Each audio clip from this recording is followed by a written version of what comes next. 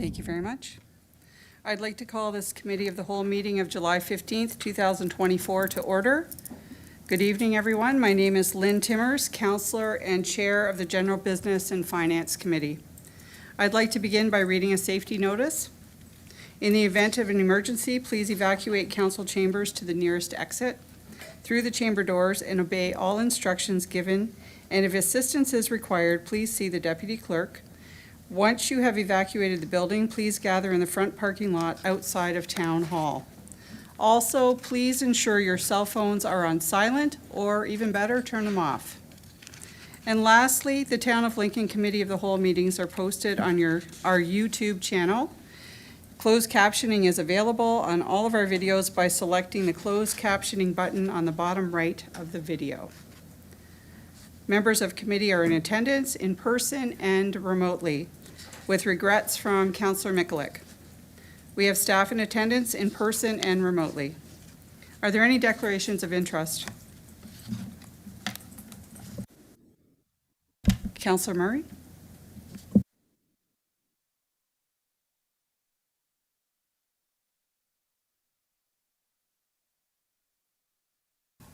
There we go. I declare an interest in item 8.2.2 on the basis that I am employed by an organization closely involved with some of the applicants for this fund. Perfect. Thank you very much, Councillor Murray. Do members have any amendments to the order of the agenda? Seeing none. We have no statutory public meetings this evening. We have no consent items. We have no items for the Community Services and Infrastructure agenda. So we will now begin the General Business and Finance Committee agenda. We have no delegations, and under reports, we will now consider item 8.2.1 regarding the 2024 Enterprise Services Project Status Update, AD-09-24. The Manager of IT and Enterprise Services will now provide a presentation. Welcome, Alex, and please go ahead.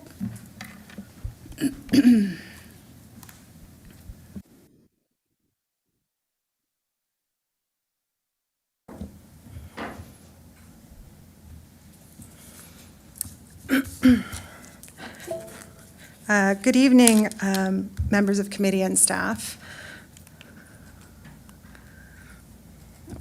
Have to turn the clicker on. So this evening, I would like to provide you a brief summary of the work we've been doing in the Enterprise Services Department. The last update would have been provided by my predecessor, Mr. Brousseau, in spring of 2023. So this accounts for the work we've been doing since then. Each year, the Enterprise Services Department puts forward an IT capital project, and these are some of the highlights from our 2023 one. We have continued on with our annual workstation refreshes using the one device model, and since the last update, we have refreshed over 30 workstations. This model replaces traditional desktops and multi-devices with a singular laptop and docking station. Not only does this model reduce workstation hardware and software costs, as well, it reduces IT staff workloads and also allows for more flexible office spaces, as many of our offices are shared. In September of last year, we also completed our corporate cell phone refresh. Historically, the cell phone refresh has been done in a 2-year cycle. However, this year going forward, we are trialing a 3-year cycle on our cell phone refresh. Advances in smartphone technology have made phones more durable, and so our next refresh is scheduled for 2026, at which time we will evaluate if we will continue on with a 3-year cycle or move back down to a 2. In 2023, we were also able to expand on our information display rollouts. We had displays installed at the Fleming Center as well as Jordan Arena. So we were able to install 3 new displays, one in the lobby at the Lincoln Community Center, one at our Beam Street facility, and one here in the reception of Town Hall. These displays are a really great visual resource for residents to be able to get information on programming and schedules. Also, as part of our IT capital project, we upgraded the AV technology in the meeting room at Fire Station 64 in Jordan, as well as the Camden meeting room here at Town Hall. In addition to the IT capital projects, we've also been working with multiple departments on various ongoing major projects.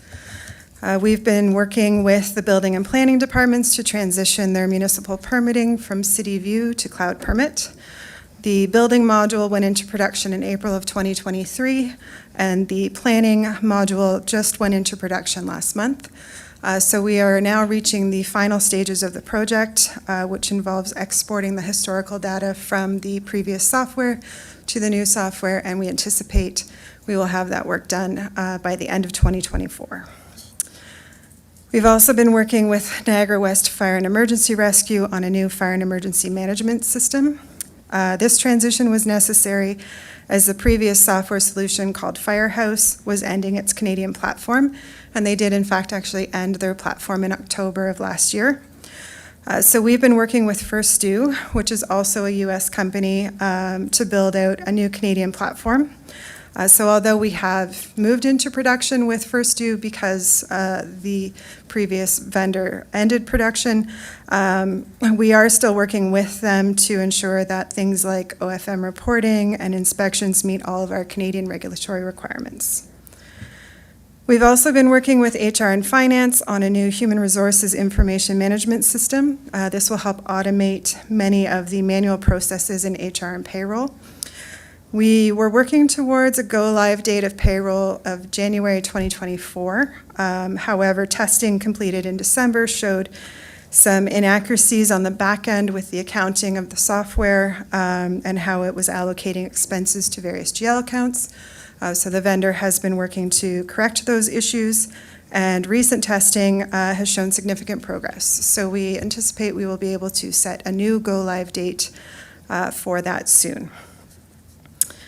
Last summer, we also engaged with a new vendor to do some upgrades to the AV technology in the council chambers. We replaced some legacy hardware, and while doing so, also added in some additional features.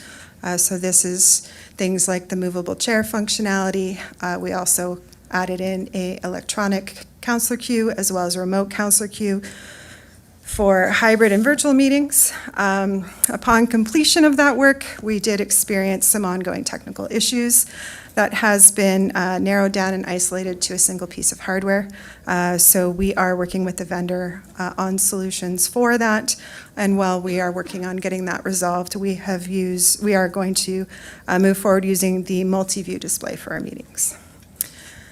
So that's just to look at what some of the things we have been working on. So what's coming up? Well, we are actively working on our printer refresh, which will start in August of this year. So all of the major printers within the corporation are actually beyond end of life. Some of them, one of them, 1 million copies beyond end of life.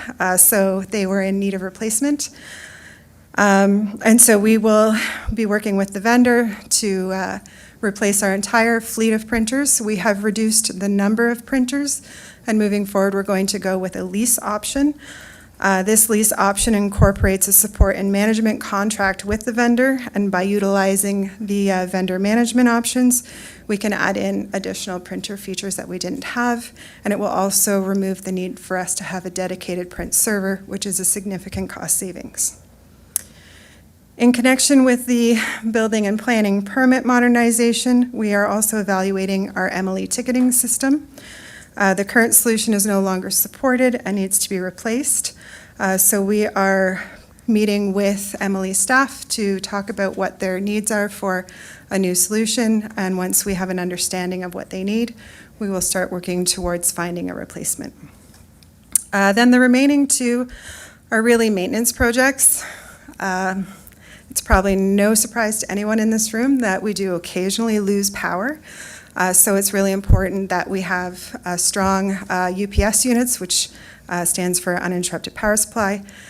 So last fall, we upgraded many of the units here at Town Hall, and now we are working to replace and upgrade the units at the rest of our facilities. And then in terms of core networking upgrades, last year we replaced a large portion of our network switches. And so now what we're looking at and what we're planning for is adding in some devices for redundancy, for failover, and for business continuity planning. So that's basically the summary. Thank you for your time, and I welcome any comments or questions. Great. Thank you very much, Alex. So I'm going to open it up to questions, and I see Councillor Rajima. Why is this not working?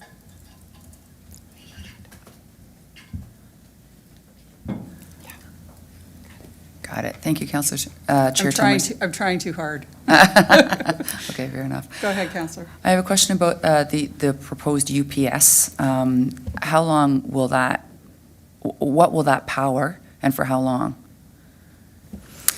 Through you, Chair, to the Councillor. So the UPS systems we have are of varying voltages and time lengths depending on what equipment they're supporting. So our servers, the UPS units can typically hold power for 15 minutes and will gracefully shut the systems down. And that's enough that it will allow for the generators to kick in. And so for most of our heavy-duty equipment, we do have UPSs that will do 15 minutes to a half hour, and then other equipment, it will only protect against power blips, so maybe 5 to 10 minutes. So the idea is that if there's any work being done, it can be saved and backed up in that time frame, and then the generators kick in? Correct. And how long do our generators, for example, at Town Hall, keep us going? As long as we have fuel for them, is my understanding. Yeah, gas generators, right? Yeah. Okay. Okay, thank you. Thank you, Councillor. Next up, we have Councillor Bernay.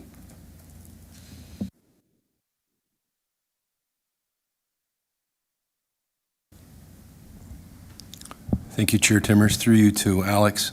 Alex, thank you for your report. Maybe it's an unfair question because, as you alluded during your presentation, you're giving us this report because you're fairly new in the report, taking over from the former director. But you talked about the printer upgrade, and I had a number of questions on this, but you've actually answered quite a few of them in terms of the lease option. I think that's something that I wanted to speak of because in my former employment, we always joked that the printer repair people were on our payroll because they were in the building every day, but it took a lot of issues away from it in terms of who's paying for it when you have that leased option in there. So I think that's very prudent, and congratulations on moving forward in that. I'm just wondering, and maybe it's an unfair question because maybe you don't know the history, but how did we get to the point where our life expectancy of every single printer is all expiring at the same time? Through you, Chair, to the Councillor. I don't know the historic on that, which I could definitely inquire about. If I were to pose a guess, my guess would be we did a very large capital project at one point to replace the printers, and then a number of the printers should have actually been replaced a few years back, but we extended them because they were still in good condition. So I think that's sort of how we ended up where we are now, where they're really all end of life, because we have extended at least 3 of them beyond what was recommended. Thank you for that response. And just to follow up, Chair, so you also mentioned that you talked about a 3-year rollout. You also talked about maybe looking at a 2-year. I'm just wondering if you could, without going into any detail, how will that decision be made? Will it be made by you and your staff? Will it be made in conjunction with the manufacturer and the company that we're going to be dealing with and best practices? Just wondering if you could expand on that. Sure. Through you, Chair, to the Councillor.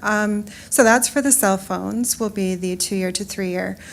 So our current vendor does recommend a 2-year. However, part of the cell phone refresh is they do provide a buyback program. So at the end of our 2-year, when we refresh with new phones, the vendor buys back the old ones. So we see the condition those phones are in. And looking at the condition those phones are in, we and looking at what it costs per year for a cell phone refresh, we wanted to try to see if we could extend to the 3-year mark as a cost-saving measure. The way we would determine how we'll go forward will depend on that additional year, how many extra costs we incur for things like battery replacements and screen replacements. If those costs are low, then we would continue on with the 3-year refresh cycle. Okay. And then one final question through you, Chair. I'm wondering if you're in a position, Alex, to talk about specifically the move from the city view to the cloud permit and how that's gone, and some of the benefits that we're going to just for people listening, when they see this report and the money we're spending, what is the upside for us to go to the cloud permit from city view? I'm wondering if you could just elaborate on that. Sure. So, through your chair to the councillor, City View was becoming end of support. There was a new version of City View, but the pathway to get to the new software wasn't direct. So either way, we would be doing some form of a software migration. So because that was necessary, then work was done to investigate other options. So with Cloud Permit, it does provide for additional integrations, particularly with our GIS mapping. So we have integrations there. It also, we had the ability to move many of our paper-based processes to digital. So there were estimates done, which of course time will tell, but estimates done in terms of the reduction to staffing costs in terms of hours saved by moving some of these very manual processes to a digital and automated format. And so those all factored into the decision-making process. Also, the fact that we could do both building and planning in the same platform. And additionally, they do have an MLE option. So potentially going forward, we may utilize it for that as well, which would create a lot of synergy where we could just go into the software, click on one property, see all of the planning and building permits for that property, which makes it more streamlined for staff. So really, the motivation and the move was to reduce staffing costs, reduce staff workload, to create a more digital permitting solution, and to create a solution that incorporated both building and planning. That's great. Thank you very much for that detailed response. Thank you, Chair. Thank you very much. Next up, we have Councillor Murray. Thank you very much, Chair. Alex, excellent presentation. Love to see how we're moving forward with a lot of these projects. I did have a question about the One Person, One Device program, which I think is an excellent program.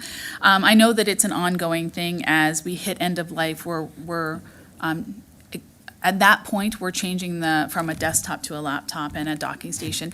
Will all people end up with a laptop? And the reason that I ask is primarily laptops tend to be more expensive than desktops, and some roles you're never going to be working remotely. You got to be here. So is there some that will never move to the laptop setup, or is the vision that eventually everyone will have a laptop? Through your chair to the councillor. No, you're right. There are some that don't make sense to be laptops, particularly when we think of computers at reception counters, when we think of computers out in the shop. Those will always be desktops, and they will remain that because they are shared workstations. So the one person, one device is primarily for office staff who also do have an option to work remotely. And another question, if I may, Chair. Through you to our presenter, I assume that you do have a very robust policy in place because I know how you work. But I would just like to confirm that, so as people have laptops become, they're mobile, so they become more of a security risk, as well as a damage risk. It's much easier to drop one, leave it in a hot car, things like that. What kind of policies do we have in place to make sure that those laptops are being protected? Through you, Chair. So, the devices that we do purchase with a warranty, and that does help cover some of the repair costs should they be incurred. We don't often deal with repair costs. We're fortunate. We do plan for it, we do budget for it in case it may happen, but most of our staff are actually very responsible with their laptops, which is lovely. And we genuinely appreciate that. So thank you, staff. But we do have policy in place for use of laptops that does state, laptops should be used for work purposes. We do try to educate staff on how to properly care for their laptops. And then we do build into the budget because we used to have a higher cost for workstations. We've reduced our workstation cost, but we've also built into the budget a bit of a repair cost. So in the event that someone's laptop was repaired, we do have spares backed up, ready to go, and then we would have provisioned for repair costs if they fell outside of warranty. And just a follow-up, if I may. So in terms of repair, that's great. If it gets stolen, again, a laptop's easier to steal than a desktop. Do we have capacity in place so that we can turn it into a brick? Through you, Chair, yes, we do. Thank you. Very good, thank you. Okay, I'm not seeing anyone. Thank you very much, Alex. There being no further discussion, I have a motion moved by Councillor Reimer that committee receive and file for information report AD-09-24 regarding 2024 Enterprise Services Project Status Update. I'll now ask the clerk, our deputy clerk, to open the vote. Thank you, Chair. That vote's now open. Madam Mayor, thank you. In favor. And I'll close the vote, and that motion carries. Thank you, Chair.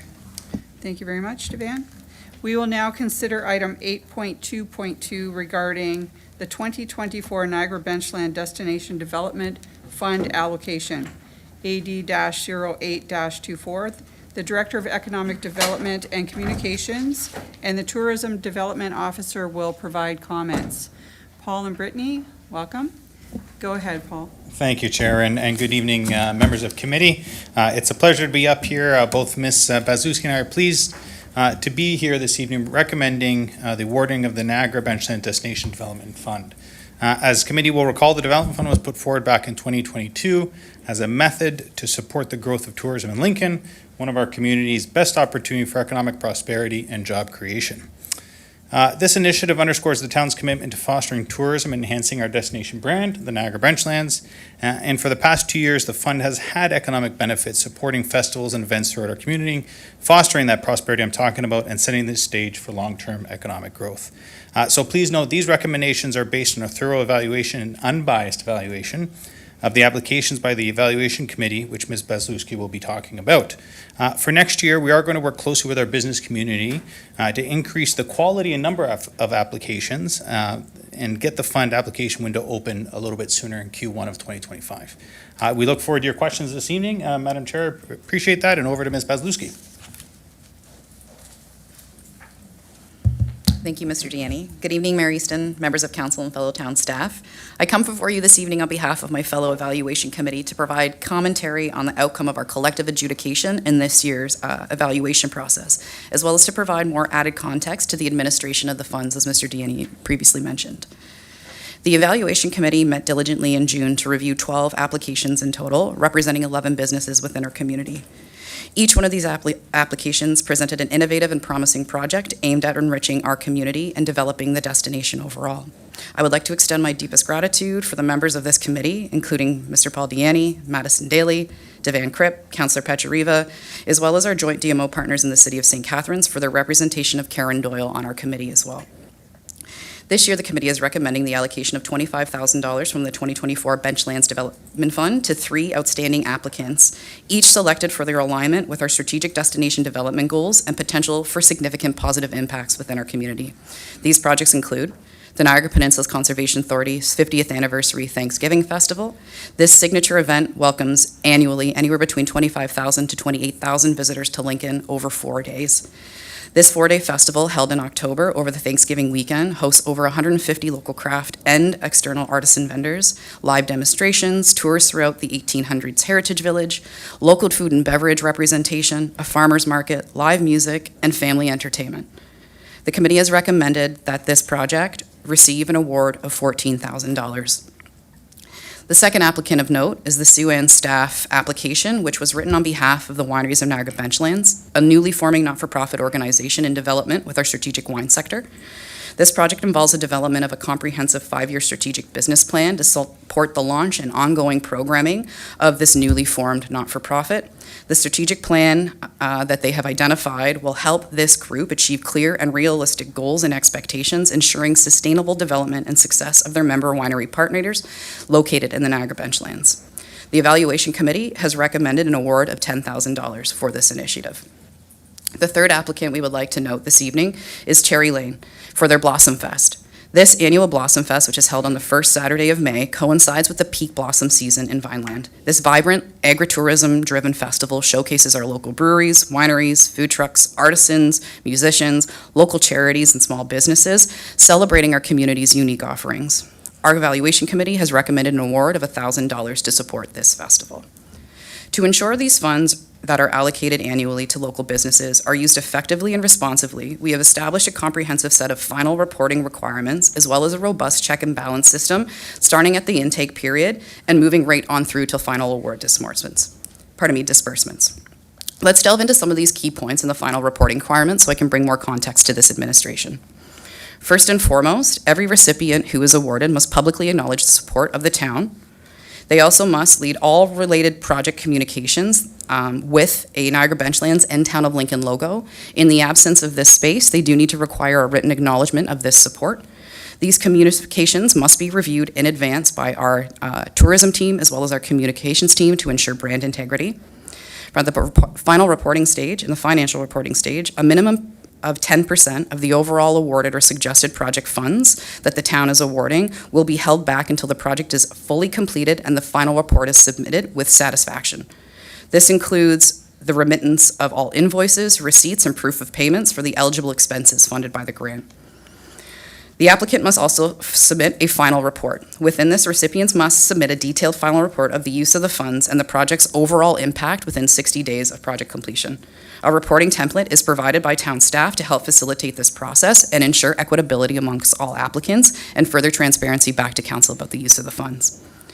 Again, organizations must fulfill all reporting requirements to be eligible for future funding. This ensures accountability and allows the town to assess effectiveness of the funded projects, as well as to ensure that our public dollars are being spent with the alignment of the fund, which is to grow the awareness and overall development of the Niagara Benchlands destination.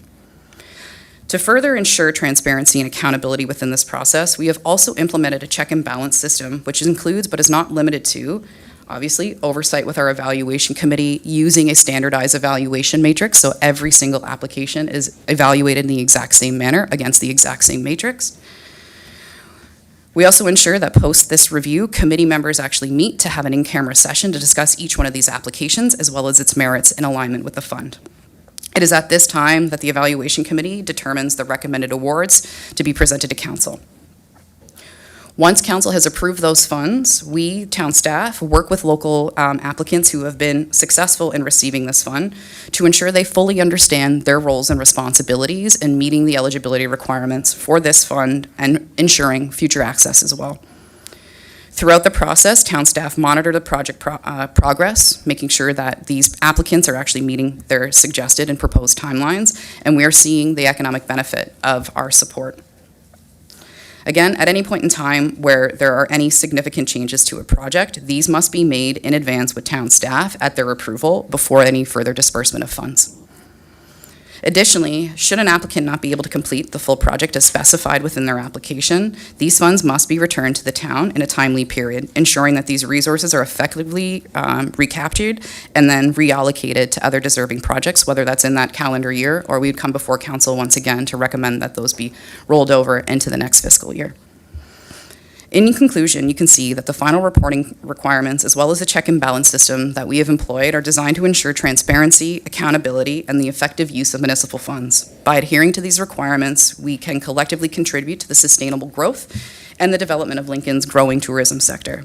I respectfully request that Council receive the information report AD 0824 and approve the recommended disbursement of $25,000 to the noted successful applicants. Together, let us continue to support and nurture initiatives within our community and make the Benchlands an exceptional place to grow, prosper, and belong. Thank you for your attention, and Paul and I are happy to take any questions.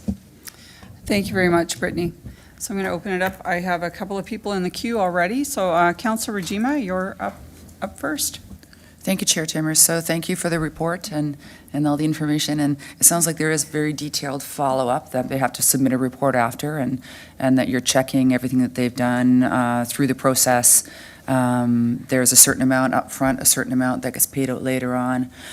My question is about the reporting process later on. How do we measure? So one of the things that we want to increase is visitation and visitor spending. How do we measure that?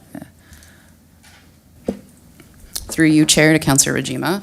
Within the final report template, there is a formula that we do ask partners to fulfill. So there's a tourism regional economic impact model that's employed by the province of Ontario that takes impacts like visitor attendance and visitor spending, potential overnights, and projects an actual dollar value to the economic impact in the community. Every one of our applicants, Councillor, must submit one of these in alignment with their final report.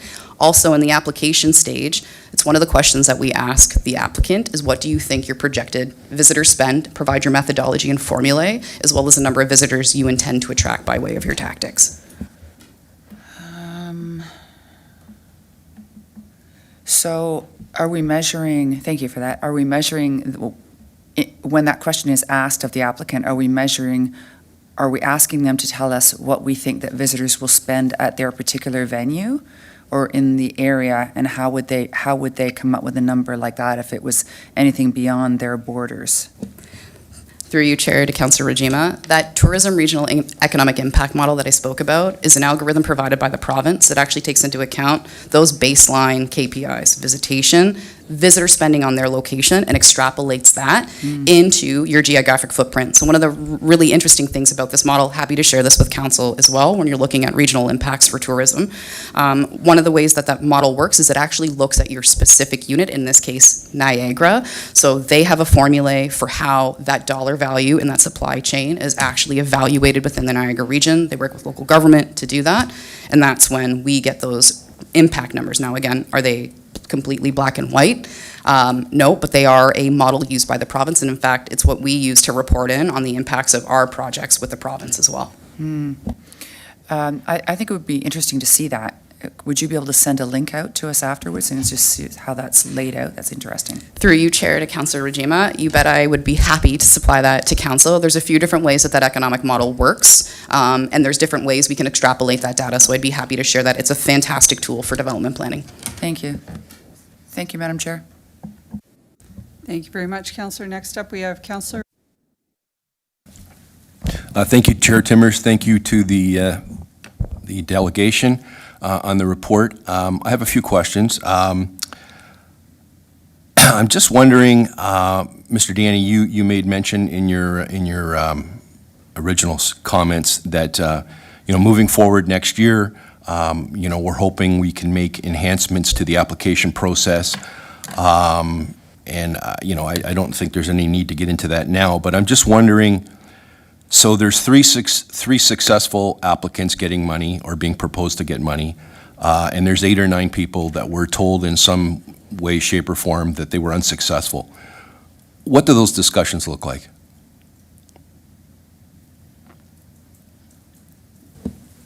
Through you, Chair, to Councillor Bernay.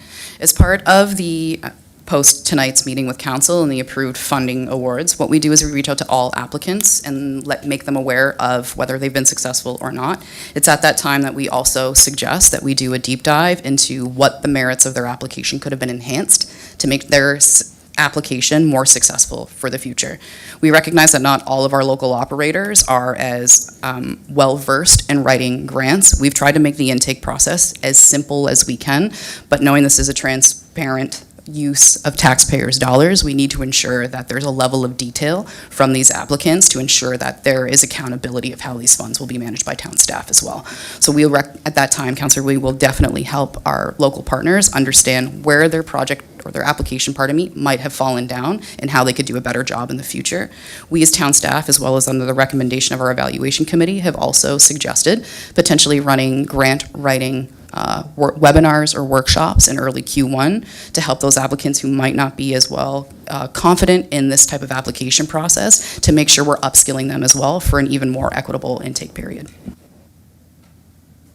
So Chair, if I may, I'm going to add to that as well. So it is a good question, Councillor, and one thing I alluded to is trying to increase the quality and the number of applications. So Ms. Bazlowski did talk about those webinars, those training sessions where we can get our businesses applying with high-quality applications that will then meet the criteria of the Benchlands Destination Development Fund. One thing that I think I've seen over the past number of years is not a large uptake from some of our hospitality businesses that deal with culinary. So for example, some of our restaurants, I'd love to see an application from them. Again, the whole purpose of the fund is to increase collaboration and destination visitation from outside of Niagara's borders. And so the idea is if we can get our restaurants coming together to doing something such as a Winterlicious, which is actually as an example in our destination development guide, I think that'd be fantastic. So it's something that we're going to look to work with. Through you, Chair, I appreciate both of your comments on that. I think it's very important. I think that just full transparency. I did sit down with you and the CAO last week to go over some of this, and you shared some of the reasons why some of these people were unsuccessful. I think it's very important. I'm pretty sure there's a number of people on that list that $2,000 or $3,000 would have been very, very helpful in their businesses. So I think that message and that that one-on-one to let them know, but also to give them proper assistance moving forward is actually critical. So through you, Chair, just a second question. I have a number of questions here, but my second question, through you, Mr. Deanny. So Brittany used the word the open and transparent use of taxpayer dollars. So I got to be honest. The Niagara Peninsula Conservation Authority, a wonderful organization that do wonderful work. We just have to look at what's happened coming out of COVID and the work they've done at Rockaway Community Center and, up on the top of Quarry Road at Cave Springs, doing some wonderful, wonderful work. It goes without saying that the Thanksgiving Festival, we're celebrating 50 years. That, in essence, speaks to success. But this is an organization that receives, and it's a public document in 2023, received over $9 million in regional levied funding from the region of Niagara and the city of Hamilton. So I'm just trying to understand, and I understand, according to our guideline, public organizations qualify. Moving forward, is there any thing that looks at that guideline to make sure that moving forward, public organizations that maybe, and when I look at the guideline itself, can demonstrate a need for that assistance? I'm wondering if you could just comment on that moving forward. Obviously, we have a guideline currently that we're using. I'm just wondering, moving forward, if you could comment on that. Most definitely, and through you, Chair, to the Councillor, I mean, definitely, something that we did have a conversation with the CAO last Friday. We basically look at applications based on their own merit and whether or not the application or the event they're talking about really meets the criteria of the Destination Development Fund. One thing, as I'd mentioned in my opening comments, is I'd like to see more businesses apply. So I think every year we do a review of the application guide. I think for 2025, we're going to review and see if we can put a little bit more weight on private sector organizations as opposed to public sector organizations applying for the grant. Again, as you alluded to, the MPCA, great organization, 50 years in our community, bringing approximately 25 to 30,000 people into our community over a weekend in October. The recommendation of the committee is to use our funding to help enhance that event and really drive home the destination brand to the approximately 25 to 30,000 people coming. Having that many eyeballs in our location and on our branding is something that we very much look forward to. But having said that, I think the evaluation committee and myself and Brittany will look at how we can fine-tune the application guide for 2025. Thanks very much, Mr. Deanna. I appreciate that. And final question through you, Chair. So Paul, through you and Brittany and the rest of your team, how can we be assured that $14,000, I'm assuming we have a great relationship with everyone involved in that organization from the top down, from Mr. Christie, who I'm sure was involved in this application, all the way down to people that will be involved in this event. How can we assure that we will get the best use of our $14,000 in this funding to enhance our Niagara Benchlands branding during that weekend, as well as moving forward. So through you, Chair, to the councillor, we have a great working relationship, councillor, with the MPCA, as you mentioned, Mr. Christie and some of his staff as well. So I think what we're going to be looking to do is sitting down with them once we, if council approves of the Destination Development Fund report this evening, sit down with the MPCA and really talk about where our funding is going for that event, and have a little bit more say in terms of where we'd like to direct that funding. As Ms. Bazuski did indicate, post-event, there's always reporting, there's accountability, there's documentation that they must provide to us. So we'll make sure that documentation is top-notch, and we have fulsome conversations with them moving forward.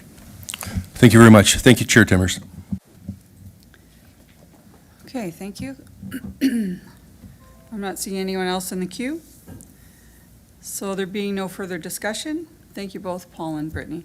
There being no further discussion, I have a motion moved by Councillor Pachariva that committee receive and file for information report AD 0824 regarding the 2024 Niagara Benchland Destination Development Fund allocation and approve the disbursement of $25,000 from the 2024 Niagara Benchlands Destination Development Fund to the 3 successful applicants as outlined in this report. And I'll ask our Deputy Clerk to please open the vote. Thank you, Chair. That vote's now open. Madam Mayor? Thank you. And I'll close the vote. And that motion carries. Thank you. Great, thank you very much, Devan. And I'll welcome Councillor Murray back. We will now consider item 8.2.3 regarding a memo from the Chair of Joint Fire Services Advisory Committee, Councillor J.D. Pachariva, regarding the Town of Grimsby resolution of July 8th, 2024. The CAO, as well as Councillor Pachariva, Chair to the Joint Fire Services Advisory Committee, will provide some opening comments. Over to are you going to go first to our CAO? Oh, Councillor Pachariva first. Okay, Councillor Pachariva.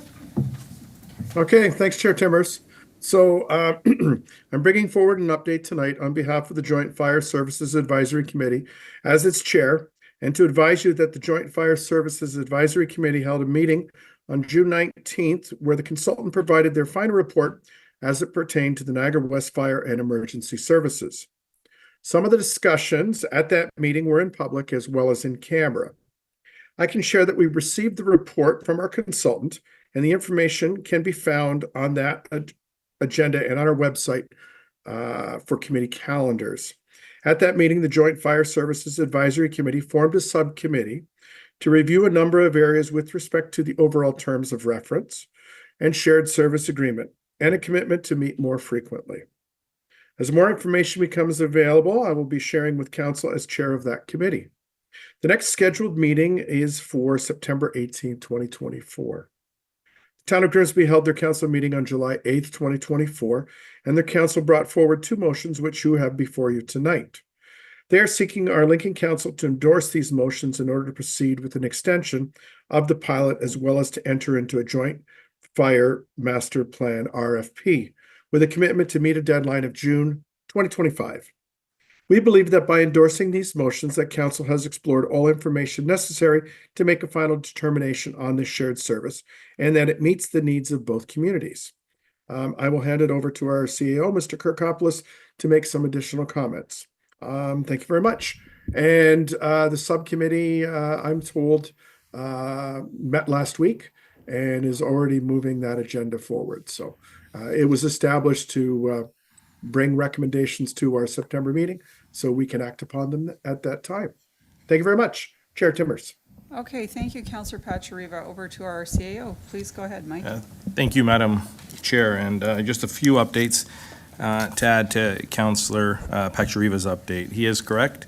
The subcommittee, which consisted of Councillor Mikulik, Councillor Davoli from Grimsby, as well as the Chief and Deputy Chief Jim Kay from Grimsby, myself and CAO Sarah Kim. We're part of that meeting, and we're going to be meeting every 2 weeks moving forward to highlight some things. Now, I know a key part of that is approval of this particular motion which I think, as Councillor Pachariva highlighted, has two main pieces that I'll just reiterate for you. One is a one-year extension of the current pilot so that we can do some work, and the second is a subsequent RFP, which I characterized that during that meeting really as a peer review to go out and to, I think, validate a number of things that were discussed at the last meeting.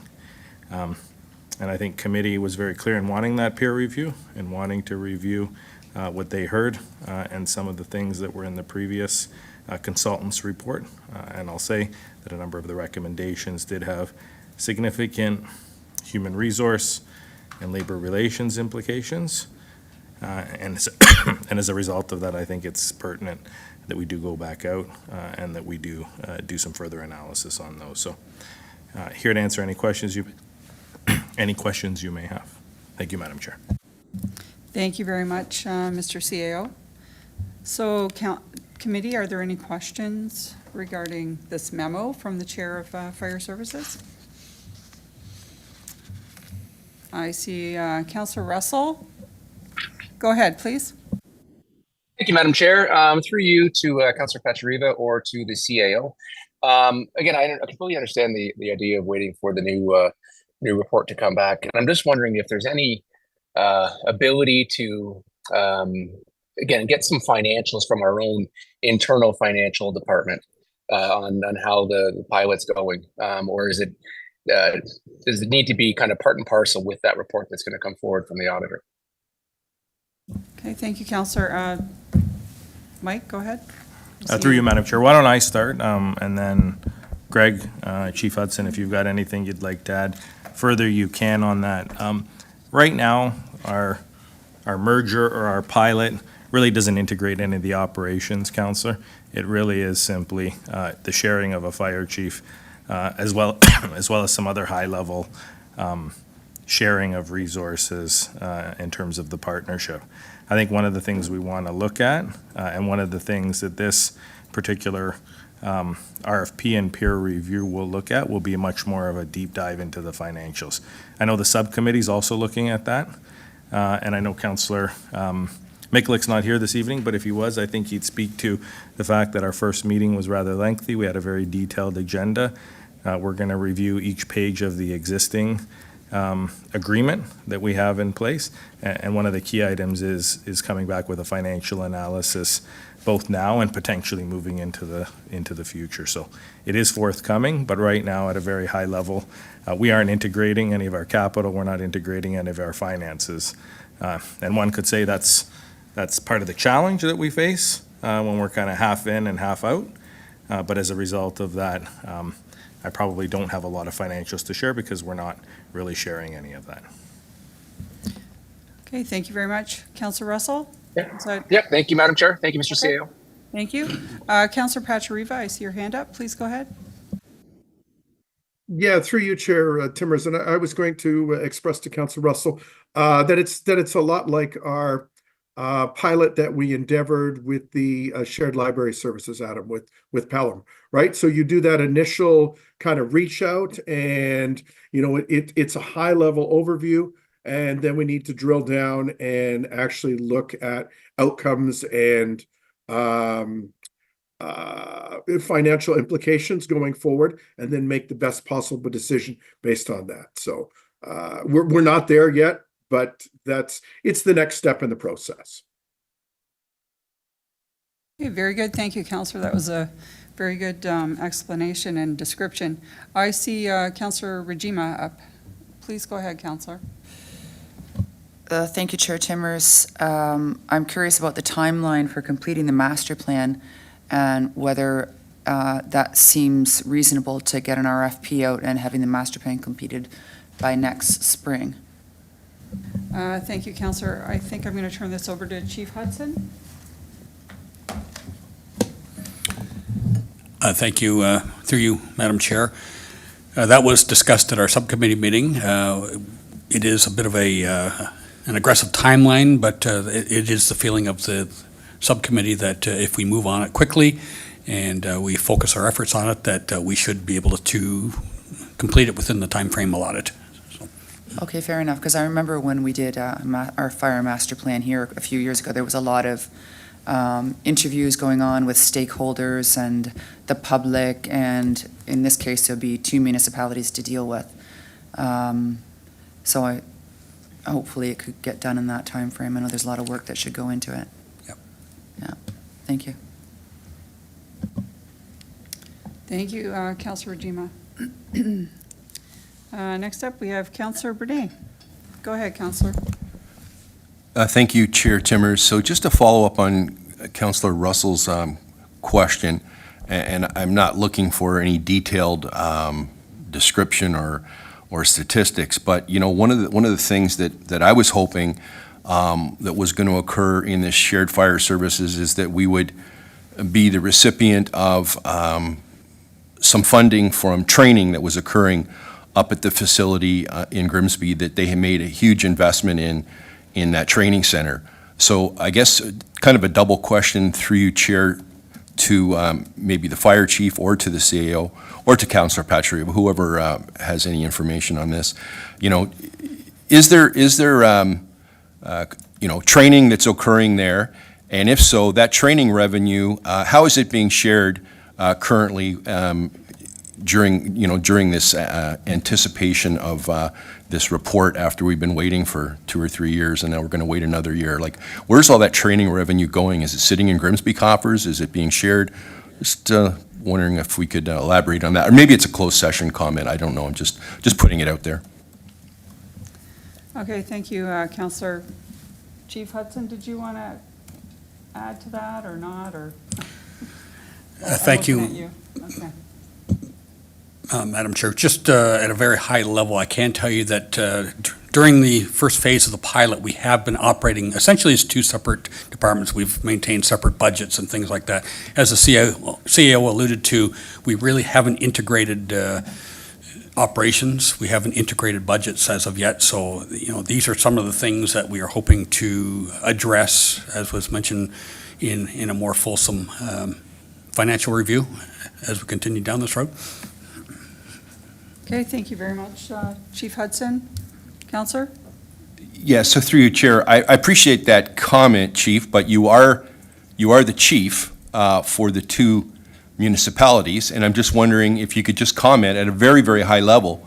Is there training occurring up there? Is training taking place? Like, there's a huge investment in that facility. I'm just wondering, is it a Taj Mahal or is training occurring? Okay, thank you, Councillor. Chief Hudson, is there training occurring? Through you, Madam Chair, yes, training is occurring. So there are courses being held at that, and so quite simply, yes, training is occurring. Okay, we look forward to getting this report, I guess, in due time. Councillor Patriva is waving his head, so I guess we continue to wait. Thank you very much. Councillor Patriva, were you wanting to add something, or you were just nodding? Or you're good? Okay. All right, thank you.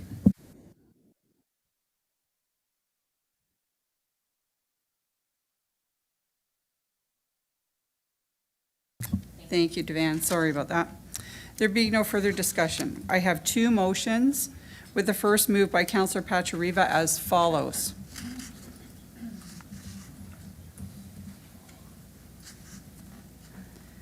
The committee receive and file for information the memo from the Joint Fire Services Advisory Committee regarding Town of Grimsby Resolution of July 8th, 2024, and that the committee endorse and approve the Town of Grimsby's resolution dated July 8th, 2024 as follows.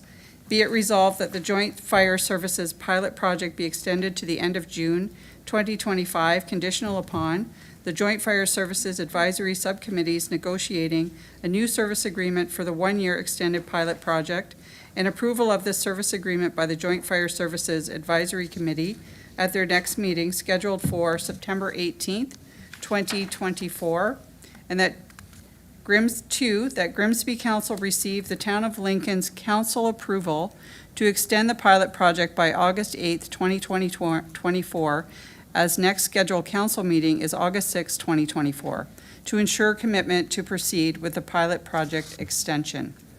I'll now ask our deputy clerk to open the vote. Thank you, Chair. That vote is now open. Madam Mayor. Thank you. And I'll close that vote, and that motion carries. Thank you. Thank you very much. There being no further questions with regards to the second motion moved by Councillor Pachariva, that committee endorse and approve the Town of Grimsby's resolution dated July 8th, 2024 as follows. Be it resolved that council proceed with a request for proposal, RFP, for a new fire master plan conditional upon, 1, that Grimsby Council receive the Town of Lincoln's council approval of the joint fire master plan and cost sharing by August 8th, as next scheduled council meeting is August 6th, 2024, to ensure commitment of meeting the deadline to complete the fire services master plan by June 2025. And 2, that if approval is not received by August 8th, 2024, that Grimsby staff be directed to proceed with a Grimsby-only fire master plan RFP. I will now ask our deputy clerk to open the vote. Thank you, Chair. That vote is now open. Madam Mayor. Thank you. And I will go ahead and close that vote, and that motion carries. Thank you, Chair. Thank you very much. We will now consider agenda item 9.1, motion to consider confidential items. Before I read the motion and we move into closed, I would like to explain what will happen for those watching the meeting online. First, there will be a closed session statement that the deputy clerk will go through for staff that will be attending the closed session remotely. Once that is completed, we will move on with the motion to move into closed. The deputy clerk will be turning off the live webcast during the closed portion of the meeting. Once we have completed the closed portion of the meeting, we will resume with the live webcast and carry on with the public portion of the meeting, and we will read the motions in public session. I will now ask our deputy clerk to conduct the closed session statement for those attending the closed session remotely. Thank you, Chair Timmers. All members are reminded that any discussions in closed session are to remain confidential as per the town's procedural bylaw and our code of conduct for the Council of the Town of Lincoln. Before we begin, I need each member that is attending electronically to confirm the following: that you understand that matters are to remain confidential, and confirm no one else is present with you, and can confirm no one else can hear this closed session, and confirm that you are not using any electronic devices other than your tablet, computer, telephone for video conferencing, and confirm that you are not recording this portion of the meeting. If you acknowledge all of the above, please reply with "I understand," and confirm to all of the statements as I read your name out loud. Councillor Russell? I understand and confirm to all the statements. Thank you. Councillor Pachariva? I understand and confirm to all of the statements. Thank you. Thank you very much. I have a motion moved by Councillor Rajima that under Section 239 of the Municipal Act, notice is hereby given that council adjourn to closed session in order to address item 9.1 pursuant to Section 239 2B, personal matters about an identifiable individual, including municipal employees as it pertains to an annual update and organizational update from the Chief Administrative Officer. I will now ask our Deputy Clerk to open the vote. Thank you, Chair. That vote is now open. Madam Mayor. Thank you. And I'll close that vote, and that motion carries. Thank you. Thank you very much. And our Deputy Clerk will now proceed with the technical requirements to move into closed session.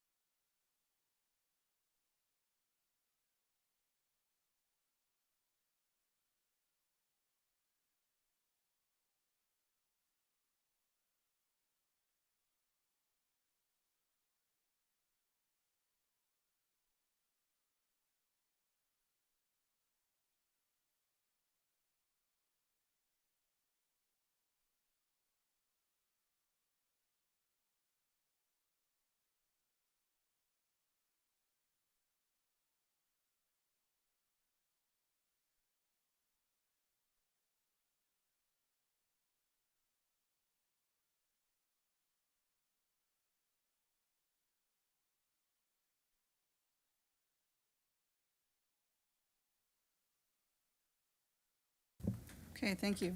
I have a motion moved by Councillor Reimer that committee resume an open session.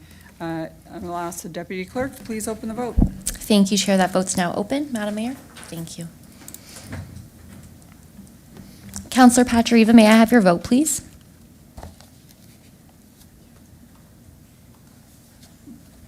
And Councillor Rajima.